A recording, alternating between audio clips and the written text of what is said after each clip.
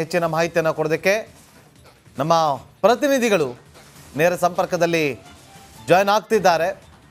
4 ಜನ ಪ್ರತಿನಿಧಿಗಳು ಮಾಹಿತಿಯನ್ನು ಕೊಡೋದಕ್ಕೆ ಲೈವ್ನಲ್ಲಿ ಜಾಯ್ನ್ ಆಗಿದ್ದಾರೆ. ಮೊದಲನೇದಾಗಿ ಅಭಿಷೇಕ್, ಹಾಗೆ ಫ್ರೀಡಂ ಪಾರ್ಕ್ ಬಳಿಯಿಂದ ನಿಕೇಶ್, ನ್ಯೂಸ್ ಡೆಸ್ಕ್ನಿಂದ ಶ್ರೀಪಾದ್ ಪಾಟೀಲ್, ಮತ್ತೊಬ್ಬ ನನ್ನ ಸಹೋದರಿ ವೀರೇಶ್ ಕೂಡ ಲೈವ್ನಲ್ಲಿ ಜಾಯ್ನ್ ಆಗಿದ್ದಾರೆ. ಮೊದಲಿಗೆ ಅಭಿಷೇಕ್ ಬಳಿ ಹೋಗ್ತೀನಿ. ಅಭಿಷೇಕ್, ವಾಟಾಳ್ ನಾಗರಾಜ್ ಅವರನ್ನು ಮಾತಾಡ್ತಾ ಇದ್ರಿ, ಒಂದಷ್ಟು ಪ್ರಶ್ನೆಗಳನ್ನು ಕೂಡ ಮಾಡ್ತಾ ಇದ್ರಿ.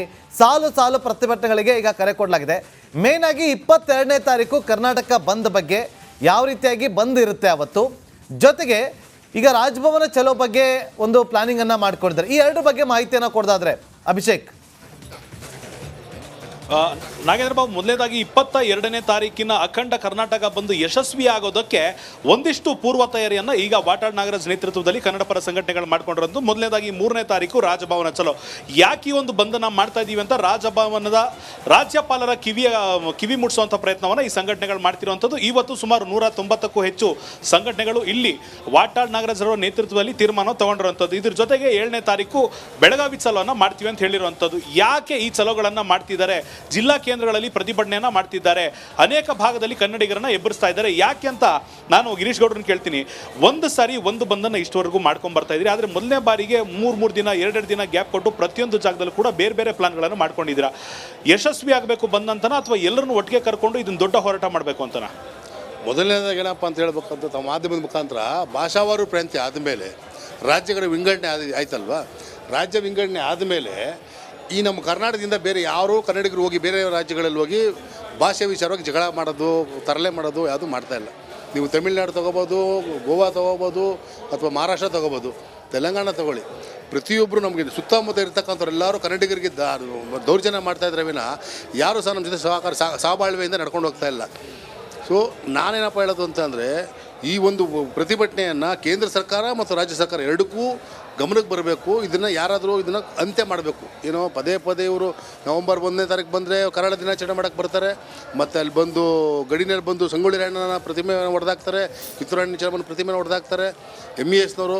ಮತ್ತು ಅದ್ರ ಒಟ್ಟಿಗೆ ಇವರು ಮಾದಾಯಿ ಕಾಮಗಾರಿ ಮಾಡೋದಕ್ಕೆ, ಅಡಚಣೆ ಮಾಡೋದಕ್ಕೆ ಗೋವಾದವರು ಇದ್ದಾರೆ. ಅಲ್ಲಿಗೆ ರೈತರು, ಕನ್ನಡ ಪರ ಸಂಘಟನೆಗಳು, ರಾಜ್ಯದಲ್ಲಿರುವಂಥ ಪ್ರತಿಯೊಬ್ಬರಿಗೂ ಇದು ಅರ್ಥ ಆಗಬೇಕು, ಎಲ್ಲರೂ ಒಟ್ಟಿಗೆ ಆಗಬೇಕು.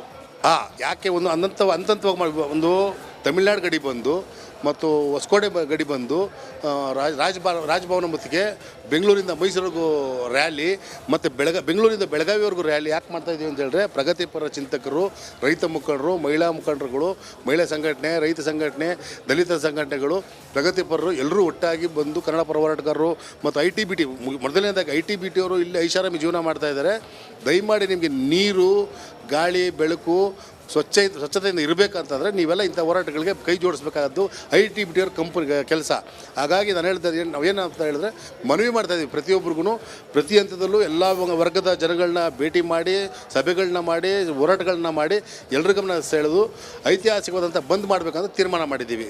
ಇಲ್ಲಿ ನಾಗೇಂದ್ರ ಬಾಬು ಗಮನಿಸಬೇಕಾಗಿರೋದು, ಕರ್ನಾಟಕ ಕನ್ನಡ ಅನ್ನೋದು ಕೇವಲ ಒಂದು ದಿನದ ಬಂದ್ಗೆ ಸೀಮಿತಗೊಳಿಸೋದಕ್ಕಾಗೋದಿಲ್ಲ. ಬದಲಾಗಿ ಇದು ನಿರಂತರವಾದ ಹೋರಾಟ ಆಗಿರಬೇಕು. ಒಂದು ದಿನದ ಬಂದು ಸಾಕಾರವಾಗೋದಕ್ಕೆ ಈಗಿರುವಂಥ ಸಾವಿರಾರು ಲಕ್ಷಾಂತರ ಜನರು ಒಗ್ಗೂಡಬೇಕು. ಆ ಎಲ್ಲ ಜನರಿಗೂ ಕೂಡ ನಮ್ಮ ಕನ್ನಡ ನಾಡಿನ ಮಹತ್ವ ಗೊತ್ತಾಗಬೇಕು, ನಮ್ಮ ಸಮಸ್ಯೆ ಗೊತ್ತಾಗಬೇಕು ಅನ್ನೋ ನಿಟ್ಟಿನಲ್ಲಿ 3ನೇ ತಾರೀಕು, 5ನೇ ತಾರೀಕು, 7ನೇ ತಾರೀಕು ಹೀಗೆ ಒಂದೊಂದು 2 ದಿನ ಗ್ಯಾಪ್ ಕೊಟ್ಟು ಅನೇಕ ಪ್ರಾಂತ್ಯಗಳಲ್ಲಿ, ಅನೇಕ ಭಾಗಗಳಲ್ಲಿ ವಿವಿಧ ರೀತಿಯಲ್ಲಿ ಜನರನ್ನ ಒಗ್ಗೂಡಿಸುವಂಥ ಪ್ರಯತ್ನವನ್ನು ಕನ್ನಡ ಪರ ಸಂಘಟನೆಗಳು ವಾಟಾಳ್ ನಾಗರಾಜ್ ರವರ ನೇತೃತ್ವದಲ್ಲಿ ಮಾಡ್ತಿರೋದ್ರಿಂದ ಈ 2 ಪ್ಲಾನ್ಗಳ ಮೊದಲನೇದಾಗಿ ಟೋಲ್ನ 1 ದಿನದ ಮಟ್ಟಿಗೆ ಬಂದ್ ಮಾಡುವಂಥದ್ದು ಇರ್ಬೋದು, ಅನೇಕ ಜಿಲ್ಲಾ ಕೇಂದ್ರಗಳಲ್ಲಿ ಪ್ರತಿಭಟನೆಯನ್ನು ಹಮ್ಮಿಕೊಂಡಿರುವಂಥದ್ದು ಇರ್ಬೋದು. ಈ ರೀತಿ ಪ್ರತಿಯೊಂದು ಭಾಗಕ್ಕೂ ಹೋಗಿ ಜನರನ್ನ ಒಗ್ಗೂಡಿಸಿ, ಅರಿವು ಮೂಡಿಸಿ ಮಾರ್ಚ್ 22ರ ಬಂದನ್ನ ಯಶಸ್ವಿಗೊಳಿಸುವಂಥ ಪ್ರಯತ್ನದ ಸಾಕಾರವಾಗಿ ಈ ಒಂದು ಅನೇಕ ದಿನಗಳ ಪ್ಲಾನಿಂಗ್ ಅನ್ನು ಮಾಡ್ಕೊಂಡಿರುವಂಥದ್ದು. ನಾಗೇಂದ್ರ ಬಾಬು, ಅಭಿಷೇಕ್ ಹಾಗೆ ಸಂಪರ್ಕದಲ್ಲೇ ಇರಿ. ಮತ್ತೊಂದು ಕಡೆ ನಿಕೇಶ್ ಕೂಡ ಇವತ್ತು ಸಾಕಷ್ಟು ಪ್ರತಿಭಟನೆಗಳೇ ನಡೀತಾ ಇದೆ. ಆ ಭಾಗದಿಂದ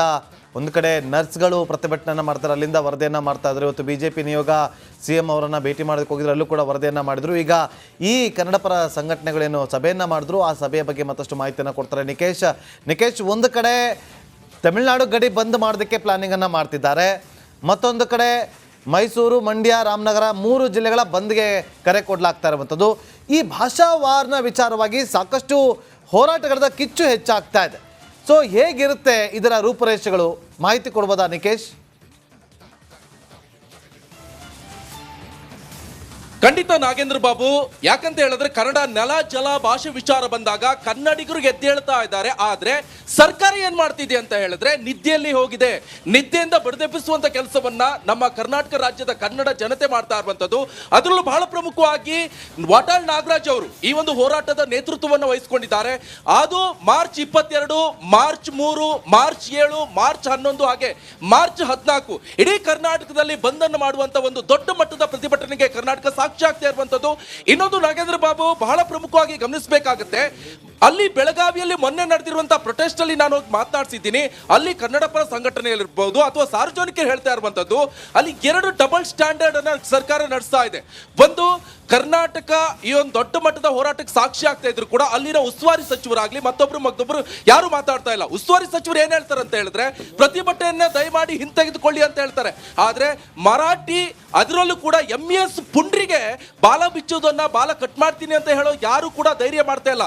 ಯಾಕಂತ ಹೇಳಿದ್ರೆ ವೋಟ್ ಬ್ಯಾಂಕಿಗೋಸ್ಕರ ಅಲ್ಲಿ ರಾಜಕಾರಣ ಮಾಡ್ತಾ ಇದ್ದಾರೆ. ಇನ್ನೊಂದು ಬಹಳ ಪ್ರಮುಖವಾಗಿ ಕನ್ನಡ ರಾಜ್ಯೋತ್ಸವ ಬೆಳಗಾವಿಯಲ್ಲಿ ಮಾಡಬೇಕಾದ್ರೆ ಕರಾಳ ದಿನ ಅಂತ ಆಚರಣೆ ಮಾಡ್ತಾರೆ, ಎಲ್ಲಿ ಬೆಳಗಾವಿಯಲ್ಲಿ. ಆದ್ರೆ ಅದಕ್ಕೆ ಪರ್ಮಿಷನ್ ಕೊಡ್ತಾರೆ ಇದೇ 4 ರಾಜಕಾರಣಿಗಳು. ಆದ್ರೆ ಅಲ್ಲಿ ಈ ಮಹಾರಾಷ್ಟ್ರದವ್ರು ಮಾಡ್ತಾ ಇರುವಂತ ಈ ಕುಂಭ ಏನೋ ಮಾಡಕ್ ಹೋಗ್ತಾರೆ, ಏನೋ ಮಹಾಮೇಳ ನಾಗೇಂದ್ರ ಬಾಬು, ಮಹಾಮೇಳಕ್ಕೆ ಇವರು ಪರ್ಮಿಷನ್ ಕೊಟ್ಬಿಡ್ತಾರೆ. ಯಾಕೆ ಮಹಾಮೇಳಕ್ಕೆ ಪರ್ಮಿಷನ್ ಕೊಡ್ಬೇಕು ಅವರಿಗೆ? ಅಷ್ಟೊಂದು ಗೊತ್ತಾಗಲ್ಲ, ಏನು ಬುರುಡೆ ಇಲ್ವಾ? ಹಾಗಾದ್ರೆ ಮೊನ್ನೆ ನಡೆದಿರುವಂತದ್ದು ಇದೆ. ಏನ್ ಡಬಲ್ ಸ್ಟ್ಯಾಂಡರ್ಡ್ ಅಂತ ಹೇಳಿದ್ರೆ, ಯಾವನೋ ಒಬ್ರು 50-55 ವರ್ಷದವರು ಪೋಕ್ಸೋ ಕಾಯ್ದೆ ಹಾಕ್ತಾರೆ. ಯಾವಾಗ ರಿಪಬ್ಲಿಕನ್ ಅಲ್ಲಿ ಹೋಗಿ ನೈಜ ವರದಿಯನ್ನ ಬಿತ್ತಾರ ಮಾಡ್ತೋ ಅದ್ರ ಮೇಲೆ ಎಚ್ಚೆತ್ಕೊಂಡ್ರು ಅಧಿಕಾರಿಗಳಿರ್ಬೋದು ಅಥವಾ ಸಂಬಂಧಪಟ್ಟ ಇಲಾಖೆಯ ರಾಜಕಾರಣಿಗಳಿರ್ಬೋದು ಪೋಕ್ಸೋ ಕಾಯ್ದೆಯನ್ನು ವಾಪಸ್ ತೆಗೆದುಕೊಳ್ತಾರೆ. ಅಲ್ಲಿನ ಪೊಲೀಸ್ ಅವ್ರ ಮೇಲೆ ಡೌಟ್ ಬರ್ತಾ ಇದೆ. ಏನಂತ ಹೇಳಿದ್ರೆ ಸುಮ್ಮನೆ ಒಬ್ಬ ನಾಗರಿಕರ ಮೇಲೆ ಪೋಕ್ಸೋ ಕಾಯ್ದೆ ಹಾಕ್ಬಿಡೋದಾಗಾದ್ರೆ ಇವರು ತೊಟ್ಲು ಚೂಟೋದು ಇವರೇ, ತೊಟ್ಲು ಅಲ್ಲಾಡ್ಸೋದು ಇವರೇ. ಯಾಕಂತ ಹೇಳಿದ್ರೆ ಅಳಬಾರ್ದು, ಮಾತಾಡಿಸ್ಬೇಕು, ಆದ್ರೆ ಓಟ್ ಮಾತ್ರ ನಮಗೆ ಬರಬೇಕು, ಯಾವುದೇ ಕಾರಣಕ್ಕೂ ಓಟ್ ತಪ್ಪಬಾರ್ದು. ಕನ್ನಡಿಗರ ಟ್ಯಾಕ್ಸ್ ದುಡ್ಡು ಆ ಗ್ಯಾರಂಟಿಗೆ ಹೋಗ್ತಾ ಇದೆ. ಅದನ್ನು ಆ ಗಡಿಭಾಗದ ಆ ಬೆಳಗಾವಿಯ ಪುಂಡ್ರು, ಅದರಲ್ಲಿ ಕೂಡ MES ಪುಂಡ್ರು ಅದನ್ನ ಯೂಸ್ ಮಾಡ್ಕೊತಾ ಇದ್ದಾರೆ. ಅಟ್ಲೀಸ್ಟ್ ಆ ಯೂಸ್ ಮಾಡ್ಕೊಂಡು ತಿಂದು ಉಂಡು ತೇಗದನ್ನ ಅಟ್ಲೀಸ್ಟ್ ಆದ್ರೂ ಕನ್ನಡಿಗ ಮರ್ಯಾದೆ ಕೊಡ್ತಾ ಇಲ್ಲ. ಕನ್ನಡಿಗರ ಬಸ್ಸಿಗೆ ಹೋಯ್ಕೊಂಡು ಮಸಿ ಬಳಿಯೋದು ಮತ್ತೊಂದು ಮಾಡ್ತಾ ಇರುವಂತದ್ದು. ಆದ್ರೆ ಬಹಳ ಪ್ರಮುಖವಾಗಿ ಅಲ್ಲಿರುವಂತ ಉಸ್ತುವಾರಿ ಸಚಿವರು ಇರ್ಬೋದು, ಲಕ್ಷ್ಮೀ ಹೆಬ್ಬಾಳ್ಕರ್ ಇರ್ಬೋದು ಅಥವಾ ಸತೀಶ್ ಜಾರಕಿಹೊಳಿ ಉಸ್ತುವಾರಿ ಸಚಿವರು, ಇನ್ನೊಂದು ಕಡೆಯಲ್ಲಿ ರಾಜು ಕಾಗೆ ಅವರು ಆ ನಿಗಮ ಮಂಡಳಿ ಅಧ್ಯಕ್ಷರು, ನಿಗಮ ಮಂಡಳಿ ಬೇಕು ಅಂತ ಹೇಳ್ತಾರೆ, ಮಂತ್ರಿ ಸ್ಥಾನ ಬೇಕಂತ ಹೇಳ್ತಾರೆ. ಆದ್ರೆ ಯಾರು ಒಬ್ರು ಕೂಡ ಅದಕ್ಕೆ ಸ್ಪಂದಿಸುವಂತ ಒಂದು ವಿವೇಚನೆ ಕೂಡ ಇಲ್ಲ ರಾಜಕಾರಣಿಗಳಿಗೆ. ಇಂತಹ ಒಂದು ರಾಜಕಾರಣಿಗಳ ವಿರುದ್ಧ ಹಾಗೆ ಮರಾಠಿಯ MES ಪುಂಡ್ರ ವಿರುದ್ಧ ವಾಟಾಳ್ ನಾಗರಾಜ್ ಹಾಗೆ ಸಾಕಷ್ಟು ಕನ್ನಡ ಪರ ಸಂಘಟನೆಗಳು ಸಾಥನ್ನ ಕೊಡ್ತಾ ಇರುವಂತದ್ದು. ಮಾರ್ಚ್ 22, ಮಾರ್ಚ್ 3, ಮಾರ್ಚ್ 7, ಮಾರ್ಚ್ 11 ಹಾಗೆ ಮಾರ್ಚ್ 14ರಂದು ದೊಡ್ಡ ಮಟ್ಟದ ಪ್ರತಿಭಟನೆಗೆ ಕರ್ನಾಟಕ ಸಾಕ್ಷಿ ಆಗ್ತಾ ಇದೆ. ಆದ್ರೆ ವ್ಯವಹಾರ ಇರುತ್ತೆ. ಗಡಿ ಪ್ರದೇಶ, ನಮ್ಮ ಬಸ್ಸು ಆಚೆಗೆ ಹೋಗೋದು, ನಮ್ಮ ಬಸ್ಸು ಗಡಿ ಪ್ರದೇಶದಿಂದ ಈಚೆ ಬರೋದು, ವ್ಯಾಪಾರ ವ್ಯವಹಾರ ಕುಂಠಿತ ಆದ್ರೂ ಓಕೆ. ಆದ್ರೆ ಕನ್ನಡಿಗರಿಗೆ ಅನ್ಯಾಯ ಆಗಬಾರ್ದು.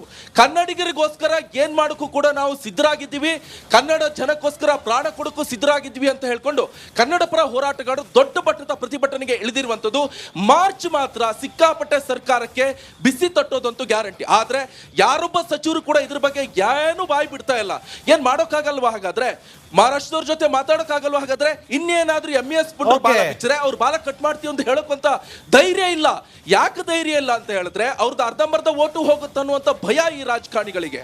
ನಾಗೇಂದ್ರ ಬಾಬು, ಓಕೆ, ಹಾಗೆ ಸಂಪರ್ಕದಲ್ಲಿ ನಿಕೇಶ್ ಮತ್ತೊಂದು ಶ್ರೀಪಾದ್ ಕೂಡ ಮಾಹಿತಿಯನ್ನು ಕೊಡೋದಕ್ಕೆ ನಮ್ಮೊಂದಿಗೆ ಲೈನಲ್ಲಿ ಜಾಯ್ನ್ ಆಗಿದ್ದಾರೆ. ಶ್ರೀಪಾದ್, ಸಾಲು ಹೋರಾಟಗಳನ್ನ ಮಾಡೋದಕ್ಕೆ ಈಗ ಪ್ಲಾನಿಂಗ್ ಅನ್ನ ಮಾಡಿಕೊಂಡಿದೆ ಕನ್ನಡ ಪರ ಸಂಘಟನೆಗಳು. ಇದು ಎಷ್ಟರ ಮಟ್ಟಿಗೆ ವರ್ಕೌಟ್ ಆಗುತ್ತೆ? ಇದರ ಹಿಂದಿರುವಂತ ಅಜೆಂಡಾ ಏನು?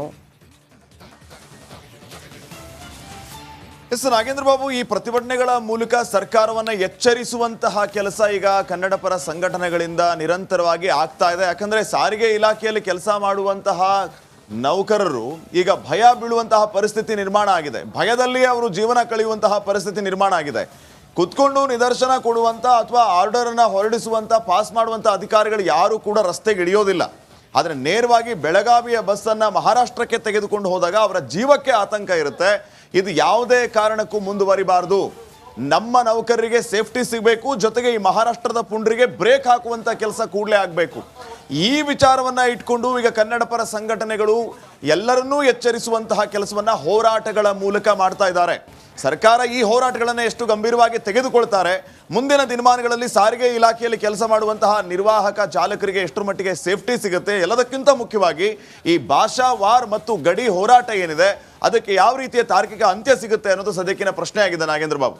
ಓಕೆ ಶ್ರೀಪಾದ್, ಹಾಗೆ ಸಂಪರ್ಕದಲ್ಲೇ ರೀ. ನೋಡಿ, ಈಗ ನಮ್ಮ ಮೂವರು ಪ್ರತಿನಿಧಿಗಳು ಕೂಡ ಮಾಹಿತಿಯನ್ನು ಕೊಟ್ಟಿದ್ದಾರೆ. ಮತ್ತೊಂದು ಕಡೆ ಸಭೆಯನ್ನು ಕೂಡ ನಡೆಸೋದಕ್ಕೆ ಪ್ಲಾನ್ ಮಾಡಿಕೊಂಡಿದ್ದಾರೆ. ವೀರೇಶ್ ಸಂಪರ್ಕದಲ್ಲಿದ್ದರೆ, ವೀರೇಶ್, ಮತ್ತೊಂದು ಸಭೆಯನ್ನು ನಡೆಸ್ತಾರೆ ಪ್ರಮುಖವಾಗಿ, ಅಂದರೆ 18ನೇ ತಾರೀಕು ಸಭೆ ಕರೀತಾರೆ. ಆ ಸಭೆಯಲ್ಲಿ ಯಾವ ಕಾರಣಕ್ಕೋಸ್ಕರ ಸಭೆ ಕರೆದಿರೋದು, ಆ ಸಭೆಯಲ್ಲಿ ಏನು ನಿರ್ಧಾರಗಳನ್ನ ತೆಗೆದುಕೊಳ್ತಾರೆ? ಅಂದರೆ 22ನೇ ತಾರೀಕು ರಾಜ್ಯ ಬಂದ್ ಕರೆ ಕೊಟ್ಟಿದ್ದಾರಲ್ಲ, ಆ ವಿಚಾರವಾಗಿ ಸಭೆ ಕರೀತಾರದ ಅಥವಾ ಯಾವ ಕಾರಣಕ್ಕೋಸ್ಕರ ವೀರೇಶ್? ನಾಗೇಂದ್ರ ಬಾಬು, ಬೆಳಗಾವಿ ಉಳಿವಿಗಾಗಿ ಇದೀಗ ಕನ್ನಡ ಪರ ಸಂಘಟನೆಗಳು ಹೋರಾಟಕ್ಕೆ ಹಿಡಿದಿದ್ದಾವೆ. ಸಾಲು ಸಾಲು ಪ್ರತಿಭಟನೆ, ಸರ್ಕಾರಕ್ಕೆ ಎಚ್ಚರಿಕೆ ಕೊಡುವ ಕೆಲಸಕ್ಕೆ ಈಗ ಕನ್ನಡ ಪರ ಸಂಘಟನೆಗಳು ಮುಂದಾಗಿದೆ ಅಂತ ಹೇಳ್ಬೋದು. ಯಾಕಂದರೆ ಒಂದು ಕಡೆ 3, 7, 9, ಈಗ 18 ಸಭೆ. ಈಗ ಸರ್ಕಾರ ಎಚ್ಚೆತ್ತುಕೊಳ್ಬೇಕು. ನಾವು ಈ ಥರ ಗಡಿ ಬಂದ್ ಮಾಡ್ತೀವಿ, ಮತ್ತೊಂದು ಕಡೆ ರಾಜಭವನ ಚಲೋ ಮಾಡ್ತೀವಿ, ಮತ್ತೊಂದು ಕಡೆ ಬೆಂಗಳೂರು ಬೆಳಗಾವಿ ಚಲೋ ಮಾಡ್ತೀವಿ. ಇವೆಲ್ಲವನ್ನ ಸರ್ಕಾರಕ್ಕೆ ಎಚ್ಚರಿಸುವ ಕೆಲಸ. ನೀವೇನಾದರೂ MES ಪುಂಡರನ್ನು ಗಡಿಪಾರು ಮಾಡಬೇಕು, ಮತ್ತೊಂದು ಕಡೆ ಮಹಾರಾಷ್ಟ್ರ ಏಕೀಕರಣ ಸಮಿತಿಯನ್ನು ಬ್ಯಾನ್ ಮಾಡಬೇಕೆಂಬ ದೃಷ್ಟಿಯಿಂದ ಈ ಒಂದು ಒತ್ತಡವನ್ನು ಸರ್ಕಾರಕ್ಕೆ ತರುವ ಕೆಲಸಕ್ಕೆ ಕನ್ನಡಪರ ಸಂಘಟನೆಗಳು ಮುಂದಾಗ್ತಿದ್ದಾವೆ. ಹೀಗಾಗಿ ಇವೆಲ್ಲವೂ ಚಳವಳಿ ಆರಂಭವಾಗ್ತಿದೆ.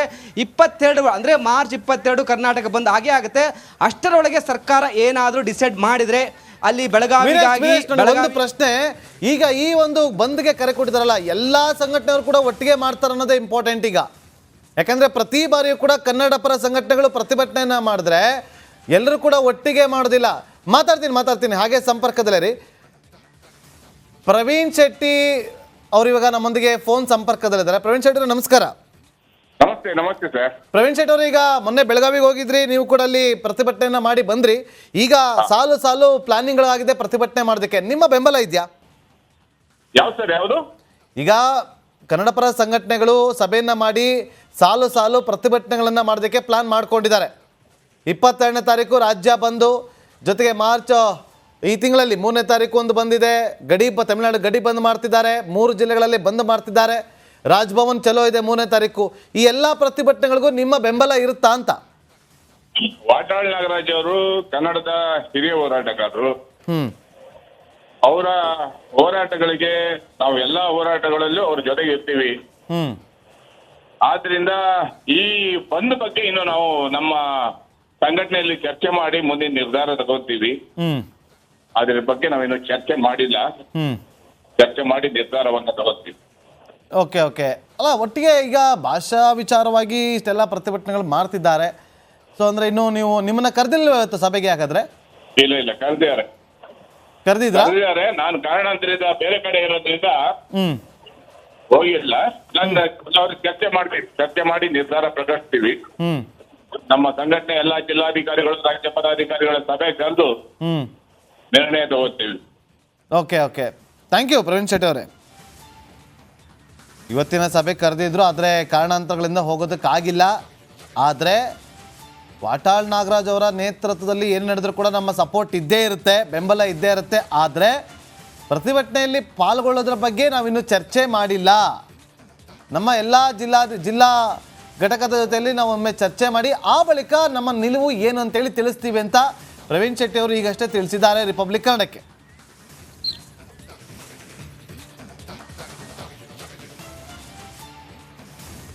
ಉತ್ತರಾಖಂಡ್ನ ಬದ್ರಿನಾಥ್ನಲ್ಲಿ ಭಾರೀ ಹಿಮಸ್ಫೋಟ ಆಗಿದೆ. ಈ ಹಿಮಸ್ಫೋಟಕ್ಕೆ